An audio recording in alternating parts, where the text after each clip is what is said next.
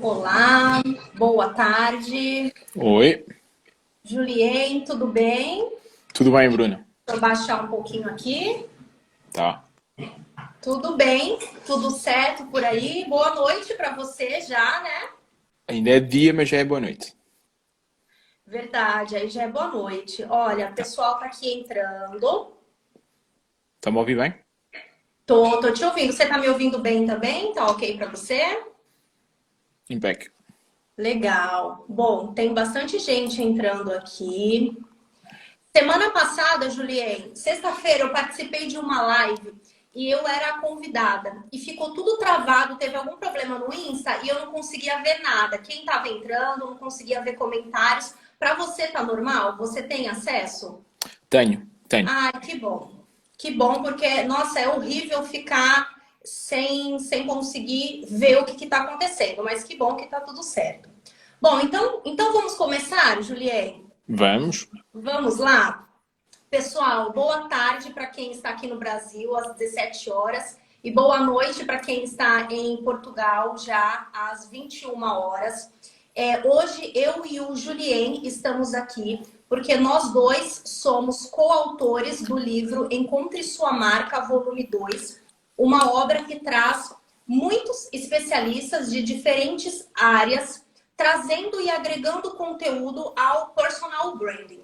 E hoje o Julien, ele é meu convidado e a gente vai falar aqui, vai bater um papo, algo bem dinâmico, uma conversa mesmo. Sintam-se à vontade para participar, enviem perguntas ao Julien, obviamente. E eu serei uma aqui que também vou ajudar a fazer essas perguntas. Então, sintam-se à vontade, perguntem sempre que necessário, participem. Vai ser um bate-papo de aproximadamente uns 40 minutinhos. Eu vou pedir agora para o Julien, por gentileza, Julien, se apresenta, fala um pouquinho sobre você, para que quem não conhece possa te conhecer. Tá, obrigado, Bruna. Antes de mais, queria agradecer à Daniela Bacelar, que acabou por nos unir nesse livro, nesse volume 2, não é? Que está quase disponível e nos quais somos muitos autores, muitos temas muito interessantes, complementares entre eles, desde o marketing pessoal às skills do futuro, neurociência. Temos aqui, de facto, uma junção de profissionais muito interessantes, com uma visão bem dinâmica sobre o tema. E é sobre um bocadinho sobre isso que vamos falar hoje, sobre o comportamento do consumidor e como é que o neuromarketing pode nos ajudar no desenvolvimento da nossa marca pessoal e também na marca das empresas. Em termos de apresentação, o que é que eu posso dizer? Sou professor universitário aqui em Portugal, também sou professor aí no Brasil com a Inova Business School do Grupo Unitai, em Campinas e São Paulo, e aqui em Portugal temos várias empresas, nomeadamente a Psicosoma e a ICN Agency, e essa última é de facto uma agência de neurociência aplicada ao consumo, onde nós fazemos os estudos, onde nós fazemos as percepções do consumidor face aos estímulos, sejam eles um café, ou um chá, ou uma arquitetura no espaço. Basicamente a minha vida tem andado por aqui, tenho alguns livros, alguns capítulos de livros, alguma produção científica, mas sempre em torno do comportamento do consumidor e estas preocupações de como é que nós nos relacionamos com os outros e como é que o consumidor se relaciona com os produtos, serviços e com as marcas. Basicamente penso que é isso que podemos resumir do meu percurso. O resto está no LinkedIn, no Instagram e no Facebook, por isso não há muito mais para dizer. Hoje está muito fácil, né, Julien? Exatamente. As pessoas conseguem saber tudo a nosso respeito. Só uma curiosidade, você já foi meu professor por um dia, eu acredito que você não se recorde, mas na PB Academy tivemos uma aula contigo, Certo. você participa, né, como professor convidado. Exatamente. Então foi lá que eu te conheci nessa aula e agora estamos aí juntos nesse trabalho. Maravilha, Julien. Então, para a gente Força. começar, o que eu acho Sim. legal, porque nem todo mundo conhece essa nomenclatura, neuromarketing. Você poderia explicar para a gente, de forma básica, né, que todo mundo entenda o que Posso. significa esse neuromarketing? Posso. O conceito ainda hoje muito usado é de facto neuromarketing, não é? Que é a junção da palavra neurociência e marketing e surgiu então neuromarketing. A verdade é que nos últimos anos, nós próprios na ICN, eu, o Fernando e todas as pessoas que têm, Fernando Rodrigues, que têm participado na ICN, temos tentado lutar um bocadinho contra esse estigma deste conceito. Porquê? Porque ao longo dos anos neuromarketing tornou-se numa banalidade onde, de facto, a preocupação com a ciência, com o dado e com aquilo que se entrega não tem estado ao nível daquilo que seria o conceito de base. Por isso é que eu, pessoalmente, gosto mais de usar neurociência cognitiva aplicada ao consumo. O nome não é tão sexy, é mais comprido, mas é mais certo do ponto de vista científico. Então, o que é isto? É, de facto, a grande preocupação que temos de juntar os saberes da neurociência, que depois é complementar com a economia comportamental, com a psicologia, com a sociologia, com as observações etnográficas, mas sobre a análise individual do consumidor, de facto, a neurociência, nomeadamente o estudo das respostas psicofisiológicas gerais e periféricas, dão-nos aqui respostas interessantes, ou pelo menos indicadores, perante o processo de tomada de decisão do consumidor. Não é a resposta 100% certa, mas é de facto uma ajuda muito grande sobre percebermos o que é que acontece no inconsciente no processo de tomada de decisão do consumidor. Muitas vezes, ao longo dos anos, temos-nos debatido com o consciente, com o observável, não é? Aquilo que que vocês conseguem fazer e quem está de fora vê a resposta, o comportamento ou a ação. Na neurociência cognitiva aplicada, a preocupação é perceber o que motivou esse comportamento. Qual é que foi o estímulo que o motivou? E como é que, dentro do estímulo, encontramos particularidades, que pode ser um som, um aroma, um lettering, um vídeo, uma pessoa, como é que isto motivou, despertou e que respostas é que gerou no consumidor. Então, basicamente, é esta a dinâmica da neurociência cognitiva aplicada ao consumo, que depois pode ser aplicada, por exemplo, à arquitetura, que há trabalhos fantásticos pelo mundo fora, de arquitetura e de neurociência, nomeadamente para hospitais, para o setor da educação. De facto, a neurociência tem sido cada vez mais aplicada e aí no Brasil, por exemplo, a neurociência aplicada à educação é de facto uma produção científica de grande valor e enorme e em quantidade também. Por isso, de facto, a neurociência é uma aplicação muito interessante que volta de facto à base. Não é? Voltamos à base, que é o que é que nós somos e como é que nós nos comportamos. Para nos ajudar a criar, desenvolver serviços e produtos mais ajustados àquilo que é o nosso bem-estar, o nosso conforto no nosso dia-a-dia. Legal, legal, Juline. Eu vejo uma certa complexidade quando a gente tenta entender o que tem aí por trás desse comportamento do consumidor. E a gente sabe que, independente da área, essa é uma preocupação de fato entender quais as mudanças de comportamento que esse consumidor vem tendo. Eu vejo um movimento muito grande. Eu, sinceramente, não sei se sempre foi assim ou se de algum tempo para cá as marcas elas tomaram uma maior consciência disso e vem buscando maior conhecimento. E o que eu gostaria de perguntar para você, Julien, é o seguinte: sabemos que o comportamento muda. E quando a gente tenta entender o que tem por trás da decisão de compra de um consumidor, isso é mais emocional, isso é racional? Nós somos seres emocionais. Como que é esse consumidor? Fala um pouquinho pra gente. Boa. Então, Bruna, fala num aspecto importante, que é sobre a velocidade de mudança e os paradigmas de mudança do comportamento. Se voltarmos atrás na história e nas ciências sociais, durante muito tempo definimos as gerações de consumidor com um espaço temporal de 30, 40 anos. Hoje em dia já não faz sentido, não é? Aquelas imaculaturas da geração millennial, geração Z, alfa, não é? Tudo isso é muito mais curto no tempo. Porquê? Porque as nossas alterações também são muito mais rápidas, pela velocidade em que nós vivemos, não é? As tendências do comportamento e do negócio ajudam a percebermos isso, não é? A velocidade com que se muda do ponto de vista da comunicação, da tecnologia, não é? Basta observarmos um pouco a lei de Gartner, não é? Sobre a evolução e a aceitação das tecnologias, desde o metaverso, entre outros, não é?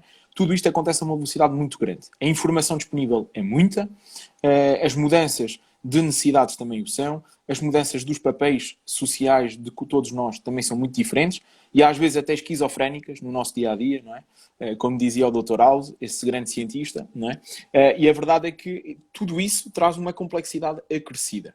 A verdade é que sabemos que somos um ser biológico, não é? Como a Bruna dizia há pouco e bem, grande parte das nossas decisões são emocionais e isso devemos também ao António Damasio, não é? E às suas pesquisas, em que de facto percebeu que o marcador somático, não é? A hipótese do marcador somático nos dizia e nos explicava que sem as experiências emocionais passadas não teríamos a capacidade de tomar decisões no momento, não é?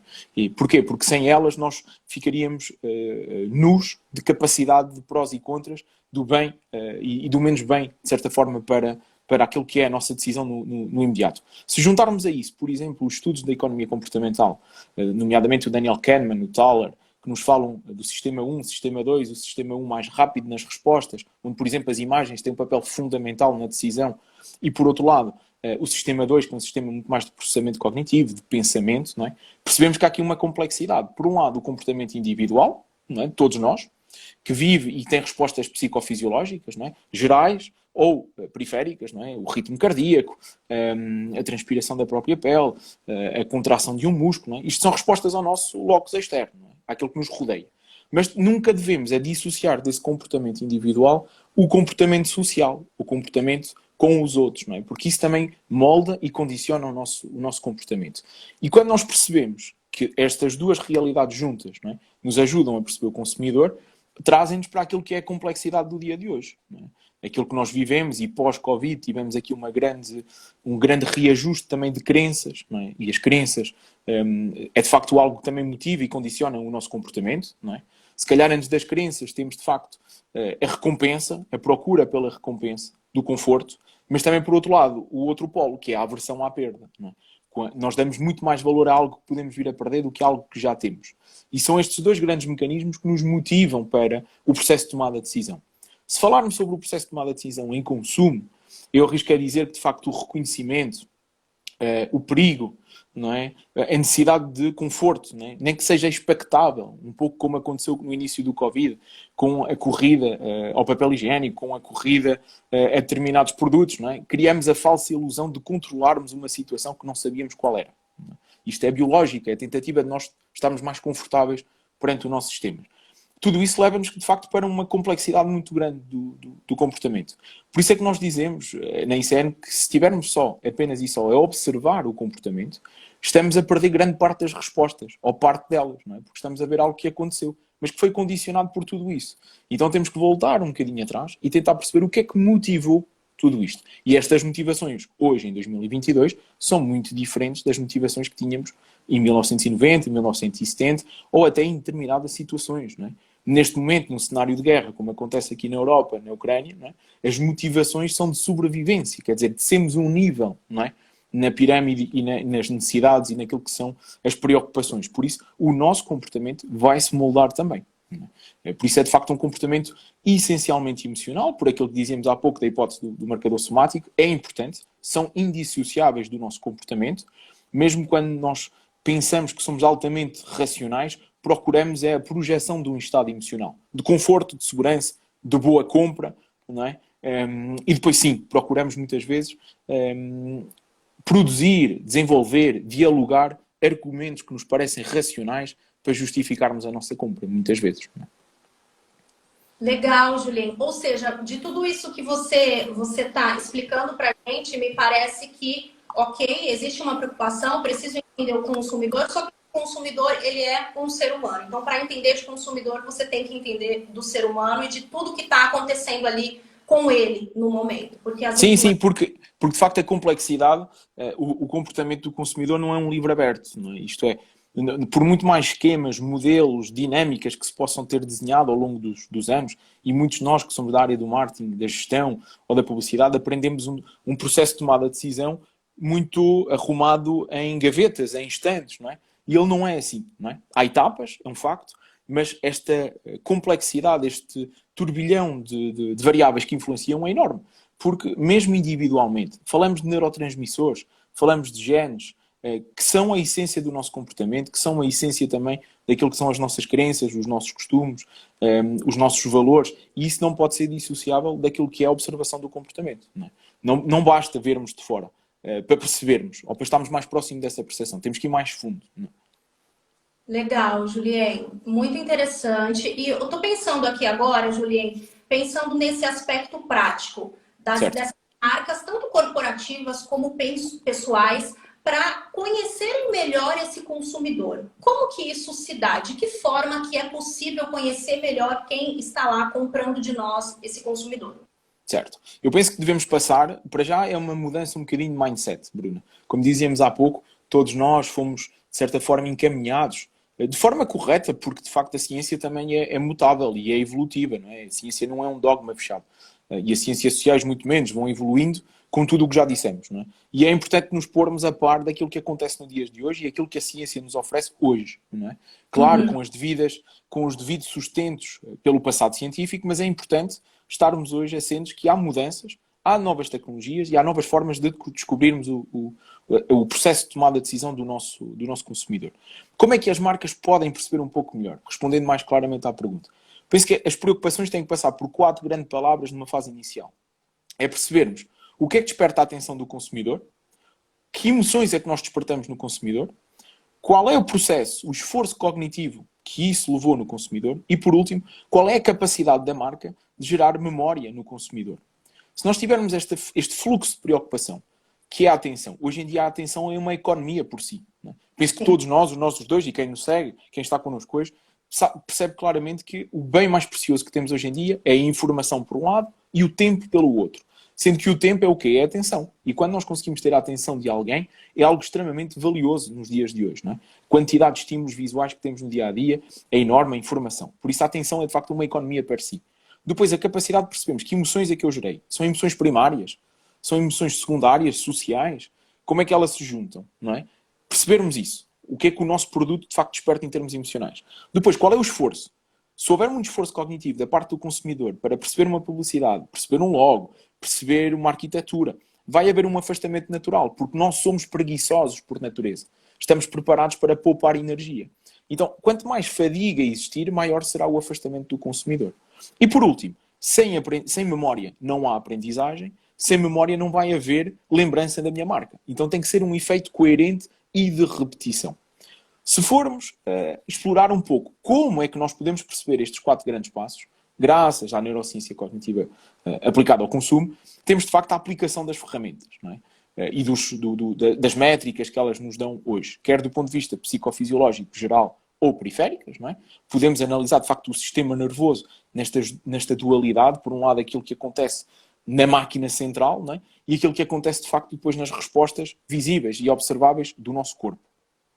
Vamos conseguir perceber, por exemplo, com um EEG, a atividade elétrica no cérebro, não é? Algumas áreas, alguns mapeamentos com base em estudos, não é? Que já foram realizados e foram replicados, dá-nos aqui uma noção mais ou menos enquadrável, e não direi certa, porque não é uma palavra que se deve usar, mas com um alto grau de conhecimento e de certeza sobre aquilo que vamos estimular. Estamos a trabalhar a memória, estamos a trabalhar a aprendizagem, estamos a complicar ou não, por exemplo, o processo de tomada de decisão ou simplesmente de comunicação. Não é? Temos, por exemplo, o eye tracking, uma ferramenta extremamente utilizada hoje em dia no desenvolvimento de apps e de sites, não é? Que nos permitem medir e orientar, segmentar o movimento ocular. Para onde é que nós olhamos? Para onde é que nós olhamos primeiro? Quanto tempo é que ficamos a olhar? Fechamos ou não? Isto é, tivemos um piscar do olho, a nossa pupila dilata. Ela dilata normalmente quando há interesse perante o estímulo. Tudo isso é possível de ser recolhido com os equipamentos hoje em dia. Temos a frequência cardíaca, que nos mostra os picos de estímulo, não é? Positivo ou negativo, não sabemos, mas há de facto uma alteração, não é, do nosso organismo, tal como acontece com a transpiração da pele, não é? Quando ela acontece, quer dizer que houve um estímulo que despertou em nós o interesse. Por isso, esta mescla das ferramentas, e isto é importante percebermos, que uma ferramenta sozinha, ela não nos traz nada. É a junção das várias ferramentas que nos traz, de facto, um conhecimento interessante. Por exemplo, se tivermos um eye tracking, não é, que é uma barrazinha ou uns óculos, não é, eu vou conseguir ver para onde é que a Bruna e eu olhamos primeiro, durante quanto tempo. E eu posso criar um heatmap, que é um mapa, não é, com uma densidade mais vermelha ou mais verde, de acordo com o tempo ou não de fixação. Não é? Quanto mais vermelho, mais tempo tive a ver. E podemos tirar a ilação de, ok, o Juliano teve muito tempo a olhar para aqui, o estímulo está certo. Mas pode ser exatamente o contrário. Eu posso olhar durante muito tempo para um estímulo porque simplesmente não estou a percebê-lo. Então o que é que nós precisamos? Precisamos das outras métricas para perceber. Precisamos do reconhecimento facial para perceber se é positivo, se é negativo. Não é? Se o músculo supraciliar ou zigomático, que são estes 2 grandes músculos, do positivo e do negativo, não é? Estiveram ativos ou não. Em que sentido? Se é positivo ou não. Qual é a intensidade desta positividade ou desta negatividade, para podermos entregar ao cliente sim e dizer assim, neste espaço do site houve muita atenção, mas esta atenção foi negativa, porque foi difícil percebermos a informação, por exemplo, do site. Então teremos que reformular esta parte do site. Por isso é que é importante e é preciso ter muito cuidado, não é? Que de facto não é uma ferramenta sozinha que nos dá estados emocionais, que nos dá este cruzamento de informações. É a mescla de todas. Uma sozinha pode ser um erro tremendo no desenvolvimento de um produto ou até numa alteração de um serviço de uma marca. E há exemplos disso. Né? Há exemplos disso no mercado, onde isso aconteceu e foi terrível para a marca porque investiu dinheiro assente numa só métrica, num equipamento e depois acabou por não dar certo. Isto são formas de percebermos melhor o comportamento do consumidor, mas nunca dissociar as restantes áreas de saber. A neurociência não nos traz 100% de certeza. Isso é importante que se tenha isto assente. Não podemos descartar a sociologia, não podemos descartar a economia comportamental, não podemos descartar a engenharia, não podemos descartar todas as áreas que gravitam à volta da marca e do consumidor. Isso é um erro tremendo que se pode cometer. Temos que agregar saberes e retirar o melhor de cada um deles com as devidas validações científicas. Sim. E, Julien, fiquei curiosa aqui, você falando dessas ferramentas, não é algo simples, não é algo trivial. Como que as empresas hoje têm acesso a este tipo de ferramenta? Então, de repente, algumas empresas, talvez maiores, não sei, tenham áreas específicas ou não, 100% delas contratam consultorias. Como que isso se dá hoje no ambiente corporativo? Se voltarmos à base, que é recente, não é? Hoje em dia o mercado vale várias dezenas de milhões de dólares, não é? O mercado do neuromarketing e essencialmente dos equipamentos, do hardware e do software. Se voltarmos à essência, o pontapé de saída foi dado nos anos 90, não é? Graças ao Gerhard Zaltman, que nos deu o início das preocupações com a ressonância magnética e como é que isto poderia, de facto, influenciar a percepção que temos sobre a tomada de decisão. Depois temos o mítico estudo da Coca-Cola e da Pepsi em 2004, não é? O primeiro artigo científico que nos explicava na altura que quando não sabíamos que era a Coca-Cola preferíamos a Pepsi, não é? E o nosso corpo dava esta resposta, não é? Psicofisiológica, e quando víamos a marca Coca-Cola, o tal efeito de priming, não é? A heurística da ancoragem de vermos a marca primeiro, levava-nos para uma resposta psicofisiológica diferente, porque já tínhamos visto a marca Coca-Cola, não é? E 2004 foi de facto o salto. 2013 a Forbes faz capa com o tema neuromarketing, não é? Porque para a Forbes fazer de capa de um tema é porque de facto ele estava a surgir, não é? Demos o salto em 2004 e a partir daí aconteceram as coisas muito rapidamente. 2008, curiosamente, bate certo com a crise económica, não é, global, de certa forma, mas também bateu certo com as preocupações de percebermos de uma forma diferente o consumidor. E é interessante vermos, na retrospectiva, todos os momentos de complexidade social, não é? São sempre grandes momentos de saltos na investigação e nas formas de percebermos o consumidor. Porquê? Porque o consumidor é mais escasso, né? Tem menos poder de compra em alguns momentos e as agências, quem tem o poder tecnológico ou o poder de investigação, preocupa-se como entregar melhor. E de facto 2008 foi um boom das ferramentas. Hoje em dia, o que é que as empresas fazem? Só para vocês terem uma ideia, as grandes marcas, como por exemplo a Apple, entre outras, como por exemplo a Samsung, o Facebook, acabaram por adquirir ao longo dos anos startups que produziam essas mesmas ferramentas. Ok? Deixaram que as startups crescessem, cometessem os erros necessários para desenvolverem um produto estável, não é? No eye-tracking e no EEG aconteceu muito. Não é? Nós mesmo na agência temos um eye-tracking que foi comprado pela Apple, que era uma startup holandesa que acabou por vendia um eye-tracking muito barato, $100, isto em 2010, 2012. Hoje em dia um bom eye-tracking custa 2.500, 3.500 euros. Aquele eye-tracking era muito barato e acabou por ser comprado pelas grandes empresas. Mas mesmo assim temos muitas, Bruna, que acabam por contratar ou subcontratar, né, trabalhos transdisciplinares às agências, né, de mercado. E as agências estão um bocadinho por todo lado. Né? Durante muito tempo, de facto, os Estados Unidos, a Alemanha e a Holanda foram o berço, digamos assim, das ferramentas, não é? E dos estudos, mas hoje em dia temos um pouco por todo lado, não é? No Brasil também as temos, na Índia também temos, não é? A Nielsen, o próprio departamento de neuromarketing da Nielsen tem um peso muito importante, por exemplo, na Índia. Temos um mercado cada vez mais global. É difícil hoje dizer que temos mais aqui ou ali. Na Europa, é verdade que a Alemanha e a Holanda continuam a ter agências muito boas, com bons equipamentos, boas plataformas, porque depois, mais recentemente, o grande desafio foi a velocidade na entrega dos resultados, a velocidade que toda a gente quer, não é? Fiz o estudo agora, já quero ter o resultado amanhã, e isso levou ao desenvolvimento de plataformas integradoras dos dados. Porque o que é que acontecia antes, Bruno? Tínhamos um EEG, não é? E tínhamos um eye tracking. O eye tracking tinha um tipo de código, tinha um tipo de dado, e o EEG tinha o outro tipo. Então tinha que se fazer a segmentação dos dados de um e do outro. E só no final é que juntávamos tudo. Então demoravam-se alguns meses, não é? até conseguirmos ter um estudo cruzado e com alguma validação científica. Hoje em dia temos plataformas que juntam a leitura e a recepção do dado de uma só vez. Temos o iMotion, por exemplo, né? Uma plataforma aqui na Europa, tem a base na Dinamarca, mas é uma plataforma americana. E temos outros equipamentos que se vão desenvolvendo. Temos algumas soluções interessantes em Portugal. Temos a MindProber, pelas mãos do Pedro Almeida e dos seus sócios, que são pequenos equipamentos que vão até à casa das pessoas para fazerem recolha de alguns dados quando estamos a ver um jogo de futebol, a Fórmula 1, por exemplo.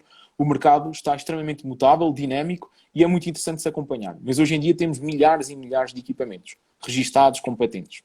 Muitos mesmo, muitos. Hoje é fácil um departamento, é fácil adquirir o software e o hardware, pode não ser tão fácil processar com inteligência os dados. São duas coisas diferentes. Não é? Porque há aqui 3 passos, que é ter os equipamentos, ter o software, ter quem os aplica, quem extrai os dados, e depois temos o outro nível, que é, ok, temos estes dados, que inteligência de mercado, que inteligência de desenvolvimento de produto ou de inovação é que eu vou trazer. Não é? E eu acho que hoje em dia não é tanto quem recolhe, é acima, o diferencial está em o que é que fazemos com o dado que temos connosco. Sim, interessante. E eu estou pensando aqui também, Julien, agora, em empresas menores, tá? Em marcas que sejam corporativas ou pessoais que não tenham acesso a este tipo de ferramenta, a este tipo de empresa que preste esse serviço. É possível aplicar de alguma maneira alguma coisa relacionada ao neuromarketing para essas marcas menores, com menores acessos e possibilidades? Eu digo sempre que há sempre 2 caminhos. Há o caminho do estudar muito, estar atento às investigações e, na ótica do consultor ou da agência, prestar consultoria com base naquilo que já foram os estudos realizados. Aquilo que são os grandes insights, os grandes drivers, não é? Que nós também fazemos na agência, uma consultoria sem aplicar as ferramentas. Não é? Porque é o nosso know-how de percebermos os estudos que já foram feitos, o que foi desenvolvido, onde é que se cometeram erros, e isso também nos ajuda a ajudar, não passa a redundância, o nosso cliente. É uma fase, é um step, como outro qualquer, é válido, não é? Nutrirmos de conhecimento e tentarmos olhar individualmente para aquilo que são as realidades da empresa, as naturezas dos consumidores e perceber o que é que eu posso trazer. Embora aqui seja muito importante termos em atenção que um estudo realizado nos Estados Unidos não tem a mesma validação do que um estudo realizado no Brasil. Não é? A amostra, não é? As heranças culturais, as heranças de crenças não são as mesmas. E essas vão moldar o nosso comportamento, como dizíamos lá atrás. Por isso não podemos olhar para os resultados de um estudo de neurociência de forma cega e dizer vamos replicar e isto vai funcionar. Não é? Agora, isto é o primeiro passo. O segundo passo, antes do terceiro, que é de facto o laboratório, os equipamentos, não é? Como estávamos a dizer, há aqui um passo intermédio, que é hoje o passo das plataformas online. Embora seja um movimento um bocadinho, não direi duvidoso, mas sensível na recolha de dados. Porquê? Porque à distância nós não conseguimos controlar a iluminação, o som, a temperatura, os aromas, que vão influenciar as respostas de cada um de nós sobre o mesmo estímulo. Okay? Se a Bruna tiver um livro neste momento nas mãos e a tiver exatamente o mesmo, pelo facto de eu estar aqui a viver um verão que começa a ser quente, será diferente da resposta da Bruna, que se calhar está numa sala com ar-condicionado. Logo, a diferença de temperatura vai influenciar a nossa percepção. Porque a nossa baseline emocional não será a mesma. Não é? Por isso é preciso terem atenção a isso, não é? Nestas ferramentas. Mas já começam a ser algumas interessantes. Não é? Conseguimos recolher o movimento ocular, conseguimos ver aqui algumas pesquisas que nos dão alguns indicadores daquilo que são o comportamento do consumidor. Mas nada, até agora, substitui um estudo feito em laboratório. Por isso, o estudo, e respondendo aqui, ou acrescendo à resposta, Bruna, um estudo pode, aqui na Europa, começar nos 5.000 e pode acabar nos 50 ou 100 mil euros. Não é? Tudo depende da quantidade de equipamentos que nós introduzirmos e tudo depende também daquilo que o cliente quiser saber. Não é? Porque vamos fazer com que o participante passe mais tempo no estudo, que possamos recolher mais dados, logo vamos demorar mais tempo, de facto, a arrumar e depois os estatísticos, não é? E os entendidos na matéria vão demorar muito mais tempo para fazer o tratamento da informação. Mas é possível. E nós já o fizemos em Portugal e muitas agências fazem pelo mundo. É preciso ter cuidado com aquilo que eu dizia há pouco. Nunca tomar um estudo como 100% certo num país e replicá-lo aqui e dizer isto vai funcionar.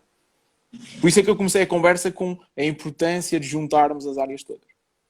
Sim. Então, bom, é possível, pelo menos temos essa resposta. E, Julien, algo interessante, né? Quando a gente pensa aí em grandes empresas, na sua visão, é possível que empresas estejam em seus mercados sem pensar, sem considerar o neuromarketing ainda, apesar de ser um estudo, um conceito mais recente, como você mesmo explicou, mas olhando daqui para o futuro, com essas tendências de comportamento do consumidor, é possível ainda não olhar para o neuromarketing? É possível porque muitos não olham ainda, não é? Porquê? Porque estamos programados para ter receio daquilo que é a novidade. Não é? Nós próprios na agência vivemos isso durante muito tempo, não é? Que o efeito de novidade é desconfortável, não é? Porque eu não sei o que será, não tenho um padrão de previsão de comportamento ou de resultado ou de erros, não é? Então é sempre algo que, quando nós não dominamos, preferimos encontrar o conforto naquilo que nós conhecemos, não é? Por isso é logo uma barreira. Mas as grandes empresas e as empresas que têm. Também depende muito do setor de atividade, não é? Mas hoje em dia a neurociência é aplicada desde o setor automóvel, passando pela arquitetura, como pelo desenvolvimento de packaging, ou para percebermos qual é o preço a aplicar a um produto, não é? Por isso, hoje em dia, temos uma latitude enorme de aplicações. Se as empresas não olham para ela, se olharmos para as grandes tendências, não é? Os grandes relatórios de tendências, que sejam da Springwise, da IBM, da Siemens, ou da Euromonitor, os grandes observatórios, peço desculpa, de tendências, ditam duas grandes tendências, não é? A Infotech e a Biotech. Se olharmos para estas tecnologias, estão preocupadas com aquilo que são, de facto, a junção da tecnologia com aquilo que é o nosso organismo, a nossa saúde, não termos preocupação disso faz-nos andar um passo atrás, não é? Na velocidade. Porque hoje fala-se muito, não é? Desde do Covid, da centricidade do consumidor. Mas a centricidade do consumidor, mais uma vez, remete-nos para aquilo que são as nossas importâncias, não é? De comportamento biológico também. Por isso, dissociar isto dos nossos produtos, serviços, pode ser um erro em alguns casos. Mas também tudo depende do investimento que se venha a fazer, não é? Eu arrisco a dizer que se o investimento é numa linha de produção, como já nos aconteceu a nós, não é? Aqui em Portugal, em que a marca ia desenvolver um packaging novo, não é? E quis fazer um estudo de percepção sobre a embalagem e sobre a mancha tipográfica para perceber se era o packaging ou os conteúdos que estavam escritos que estavam errados, não é? Faz todo sentido, se calhar, em vez de investirmos 3 ou 4 milhões de euros num novo molde e numa linha de montagem, percebermos, de facto, se vale a pena mudar o packaging ou não. E, pelo que percebemos, nem valia assim tanto a pena mudar o packaging, mas sim a forma como os produtos estavam desenhados no packaging. Por isso também há sempre este peso, não é? Que é, o que é que eu vou fazer, qual é o investimento que eu vou ter na campanha, seja no que for, e vale ou não a pena voltar atrás e preocupar-me então com aquilo que são as análises individuais. Mas aqui o Diogo, Bruna, peço desculpa, aqui o Diogo está a perguntar qual é a validade de um estudo neurológico. Uma pergunta interessante. De facto, somos, como eu dizia há pouco, somos um ser extremamente animalesco, não é? Ancestral. Não é uma visão romântica do nosso comportamento, não é? Mas a verdade é que ainda temos elementos que nos motivam, que são extremamente ancestrais, porque o nosso desenvolvimento biológico ainda não acompanha o desenvolvimento da comunicação da tecnologia. Quando o Diogo pergunta qual é a validade do estudo neurológico, eu penso que não deveríamos colocar a pergunta no sentido do estudo neurológico. É percebermos em que contexto é que esse estudo acontece. Porque temos aqui umas variações interessantes sobre as gerações, como dizíamos há pouco, não é?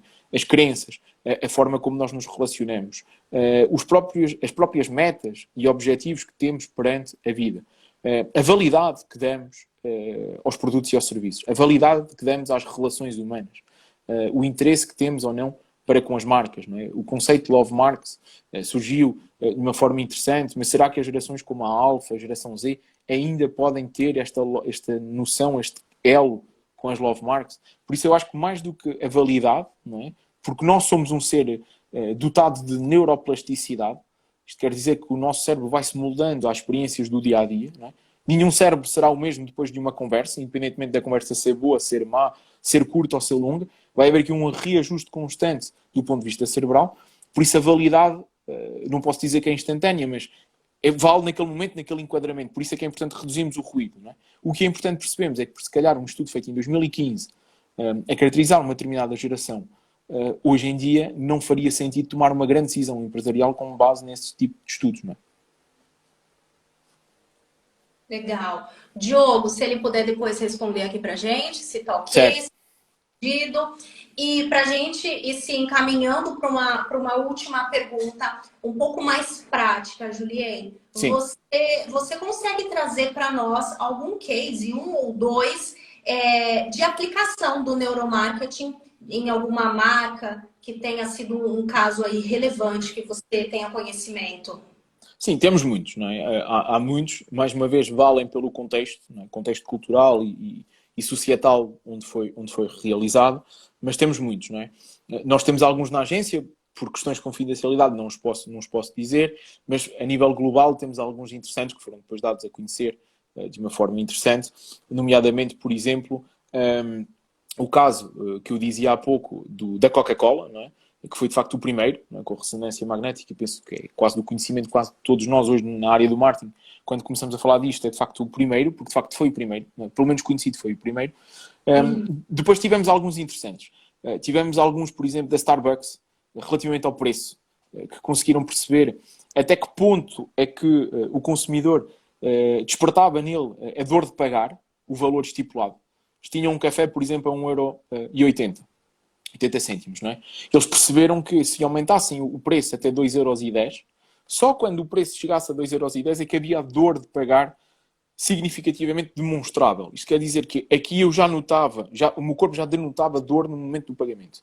Mas eles perceberam que se calhar se passassem de 1,80€ para 2, não é? A dor não seria assim tão notada. Então eles conseguiram aumentar o preço do café sem nunca deixar de ter as vendas esperadas. Não é? Por isso é interessante vermos, por exemplo, no caso do preço. Não é? Tivemos o caso do packaging, há uns anos atrás, da Tropicana, que fez uma mudança drástica no packaging do seu produto, passou de um produto de alta notoriedade no mercado francês, de proximidade, sabe, aquele produto que temos no frigorífico, não é? Todos nós crescemos com aquele produto, não é? O leite, o sumo, há sempre um produto da nossa infância que acompanha o nosso crescimento, não é? Naquilo que é os bens de primeira necessidade. E esse sumo, na França, era esse produto. E fizeram uma mudança muito drástica. Mudaram o packaging, trouxeram uma visão muito futurista, retiraram a laranja natural do packaging, retiraram elementos naturais, retiraram a história, o storytelling do packaging, e isso ditou na altura cerca de 15 a 20 milhões de dólares de perdas de vendas e uma cota de mercado na ordem dos 30%, que foi por água abaixo. Porque é preciso percebermos que a mudança do packaging leva-nos para outra dimensão, que é a percepção sobre o produto. O packaging é o mesmo, mas a percepção que nós atribuímos ao produto é diferente. Pelo facto do packaging ter mudado. E isso acontece muito, por exemplo, nos medicamentos, nos fármacos. Não é? Quando a caixa muda, há muita gente que diz que já não tem o mesmo efeito neles. Não é? Porquê? Porque há o efeito de proximidade, de ser familiar e que associamos uma coisa à outra. Não é? E é interessante vermos que todos esses estudos têm trazido, não é? Respostas interessantes sobre aquilo que é o nosso comportamento. E o que é que nos motiva e como é que nós reagimos de facto a isso. Mas temos muitos. O setor automóvel, por exemplo, a Toyota faz um estudo brilhante sobre a análise da percepção da voz para os seus anúncios de publicidade. Em que eles escolheram esta voz, que tem andado a rolar nos Estados Unidos, como a voz mais próxima daquilo que é a voz americana, que todos identificam como sendo a essência americana. Então fizeram estudos com a EEG para perceber até que ponto é que há uma emoção mais positiva. Nós conseguimos perceber um bocadinho isso com o índice da assimetria alfa, que é uma junção de elétrodos e aqui um rácio matemático que as pessoas que fazem a análise do EEG conseguem perceber. Quando ele aumenta do lado esquerdo, quer dizer que há uma maior proximidade com o embaixador da marca, neste caso com a voz. E eles, para percebermos até que ponto é que isto vai, não é? Estamos a analisar só a voz. Não é? Como analisamos hoje em dia os audiolivros, por exemplo, os audiobooks, não é? Há uma análise sobre isso. O cockpit dos carros, a Honda, a Hyundai faz isso. Temos muitas aplicações e nos mais diversos setores de atividade. E claro que, por exemplo, hoje em dia o digital é se calhar aquele setor que mais recruta esse serviço, não é? No desenvolvimento das aplicações e dos websites, nomeadamente para o esforço cognitivo, a velocidade de navegação, entre outras dimensões, não é? Arrisco a dizer que há de ser o setor com maior procura, ou que procura mais esta dimensão do saber. Mas, de facto, o mercado continua a crescer, não é? Por isso penso claramente que a procura continuará a existir. A procura vai continuar a existir porque também quem usa, quem faz projetos em parceria, percebe a importância e a validade daquilo que é entregue. Não é? e vê a mais-valia. Reduzimos custos, reduzimos erros, não é? E não retiramos, por isso, que muitas vezes também é levantada esta questão, não é? Da ética, da espontaneidade do consumidor. O neuromarketing não vai moldar isso. Não é? Nós não temos uma varinha em que vamos condicionar a resposta. Não é? Nós analisamos a resposta dos consumidores num determinado momento, perante um determinado estímulo. Mas há sempre uma janela, não é? Há um quê, não é? Que vai ser influenciado no momento em que estamos os dois no supermercado. Por isso nós não condicionamos mais ou menos do que outras práticas. Apenas percebemos e retiramos métricas que normalmente as outras práticas não o fazem, porque se baseiam na observação só. Muito interessante, Julien. Ou seja, diversos cases já temos. E tem outra pergunta, não sei se Força. você já viu do Helder. Já.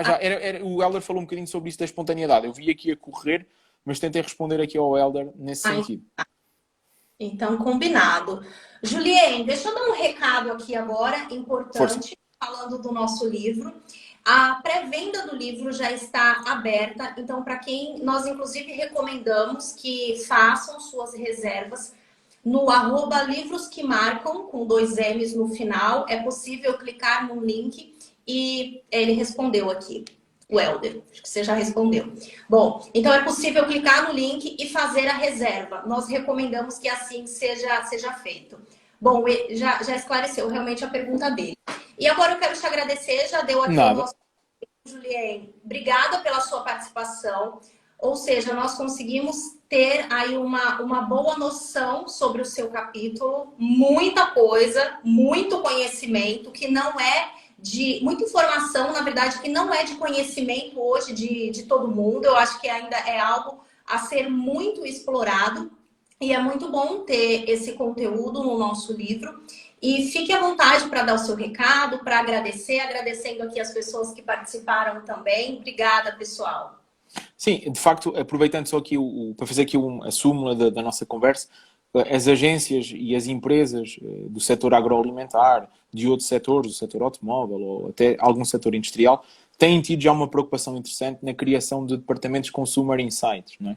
Onde se juntam a segmentação das grandes tendências de comportamento a essas vertentes do comportamento individual e social. Há pessoas, o mercado procura pessoas na área da neurociência, procura pessoas na área da economia comportamental. Felizmente em Portugal, aos poucos, a economia comportamental está a entrar nas unidades curriculares, está a entrar nas formações. Temos algumas pessoas em Portugal que fazem um trabalho fantástico e na Europa também. E, de facto, é esta dinâmica deste conhecimento diferenciado sobre o consumidor e as relações do processo de tomada de decisão que todos nós precisamos, não é? Para errar, se calhar, menos, reduzirmos os custos e podermos trazer um produto de maior satisfação. Não é?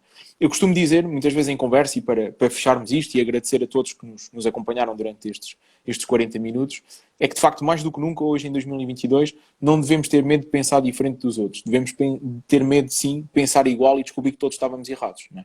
E penso que este efeito de manada, não é, que condiciona o nosso comportamento, que o Kahneman e o Thaler tantas vezes exploram nos seus livros, pode ser perigoso para tentarmos fugir da curva e tentarmos inovar na real ascensão da palavra. Por isso é importante percebermos que irmos por caminhos de saber diferentes é importante para percebermos o que é que podemos retirar daí, perceber melhor o comportamento do consumidor, percebermos melhor a nossa marca e desenvolvermos os nossos melhores produtos e serviços. E mesmo quando a marca é a nossa marca pessoal. Não é? Porque, como se costuma dizer, todos nós temos uma marca, se não formos nós a cuidar dela, os outros vão fazê-la por nós. Não é? Por isso, vale mais sermos nós a cuidar da nossa marca do que serem os outros. Por isso agradeço mais uma vez a todos, foi um prazer estar com a Bruna e deem uma olhadela no nosso livro, que é muito, muito interessante e tem de facto uma riqueza de conteúdos muito, muito grande. É isso aí. É isso aí, Julien. Muito obrigada pela sua Nada, obrigado eu. Pessoal, obrigada. E qualquer dúvida, se precisarem de alguma coisa, algum esclarecimento, temos aqui as nossas redes. Fiquem à vontade, nos mandem mensagens que nós estaremos aqui. Obrigada, pessoal, todo mundo. Obrigada, Julien. Tchau, tchau. Tchau. Tchau, adeus. Tchau.